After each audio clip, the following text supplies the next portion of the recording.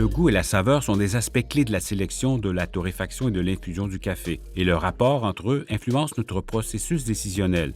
De même, pour ceux qui aiment simplement boire du café, comprendre le processus de dégustation et les saveurs vous aidera à mieux apprécier les cafés et à déterminer vos préférences.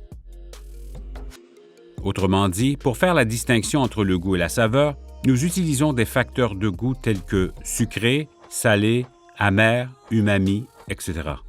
La saveur fait plutôt allusion à la sensation. Nous utilisons donc des mots comme corps, sensation en bouche, arrière-goût, température, piquant, jutosité, etc. Pour le café, la première chose à souligner est que c'est une graine provenant d'un fruit. Par conséquent, les conditions de culture, la variété, la récolte, la transformation, l'entreposage, le transport, la torréfaction et la production sont tous des facteurs qui déterminent le goût et la saveur du café dans votre tasse. Je pense que notre capacité d'interpréter ce que nous goûtons et d'en décrire le goût est un processus d'apprentissage. Que vous soyez un professionnel ou un amateur de café, comment reconnaître et exprimer ces sensations est quelque chose que nous développons avec le temps.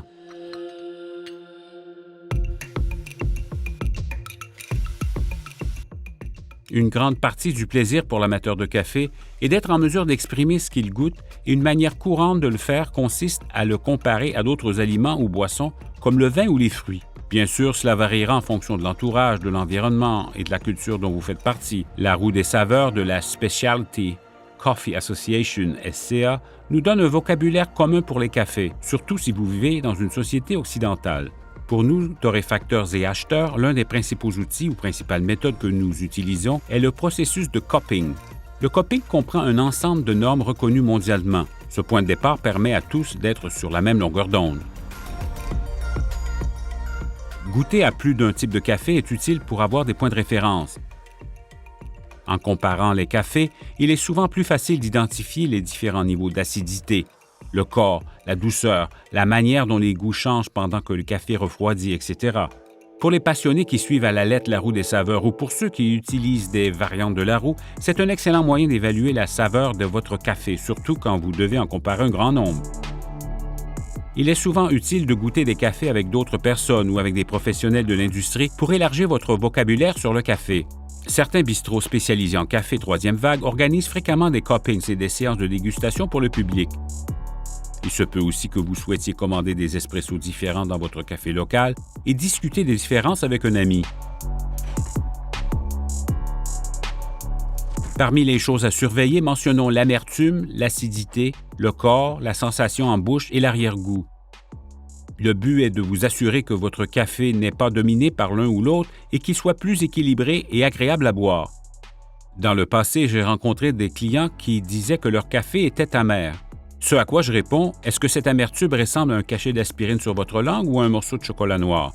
Souvent, ce n'est ni l'un ni l'autre et nous réalisons que c'est simplement un niveau d'acidité auquel on ne s'attendait pas. Aussi, l'amertume a beaucoup de connotations négatives, mais pour nous, elle joue un rôle clé dans l'atteinte de l'équilibre. Pensez à votre chocolat noir favori. Il serait quelque peu amer, mais une fois mélangé à beaucoup de sucre et de lait, il serait équilibré et cela changerait la donne.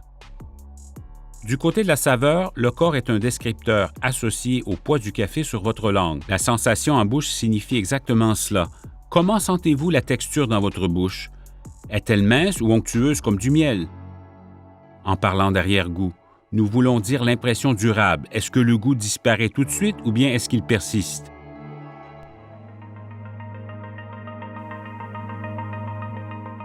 Comprendre les différences de saveur ajoute au plaisir de boire du café et pourrait vous permettre de choisir le type de grain qui vous offre la saveur que vous préférez.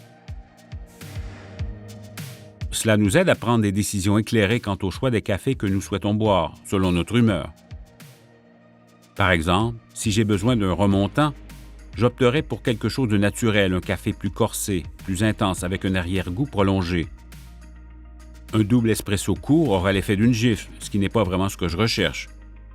Ou si je viens de prendre un copieux déjeuner, je pourrais vouloir un café filtre avec un corps plus léger, un peu plus d'acidité, moins d'intensité. Souvent, j'ai simplement envie de goûter au café de saison. Tout comme avec d'autres aliments, j'aime les goûter quand ils sont à leur meilleur et le plus frais. Je me tourne généralement vers des cafés avec moins d'emphase sur le corps, plus délicats et avec plus d'acidité et de complexité. Mon conseil à tous ceux qui font des dégustations est de ne pas diviser les choses en catégories bien définies, ce qui est bon et mauvais à la fois, mais plutôt en ce que vous aimez et n'aimez pas. J'espère que cette vidéo vous a donné des exemples de choses à surveiller, les différences de saveurs et la façon dont vous pouvez faire ressortir le meilleur de votre café à la maison.